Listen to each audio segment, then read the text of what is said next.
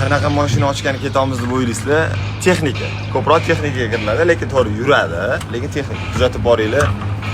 Mana jinnisi bo'ladi. Ko'rayotgan bo'lsangiz soat 1:30 bo'ldi. Biz 12:50 da kelganmiz. Bu yerga o'sha 40 minut bo'ldi. Ko'rayotgan tayyor mashina ochilish protsessini ham to'xtatib qo'ydik. Sababi egasi kelishini kutamiz. Bunaqa payt 5-6 ta odam och desa, tars ochib qo'ysiz, kashaga aralashtirib hisob. Tayyor to'xtatib qo'ydim protsessni. Nimaga? Egasini kutaman. Egasi kelib och desa, shu huquqi bor odam. Kim mashinani egasi? O'sha odam ochsa ochiladi. Kim eshikdan qat'iy nazar egasi yetmasa ochilmaydi. Shuning uchun juda ham xushyor bo'lish kerak. Yana 5-10 minut kutamiz. Yana 5-10 minut kutamiz. Уже 40 minut bo'ldi kelganimizga. Ketamiz. Ochmaymiz.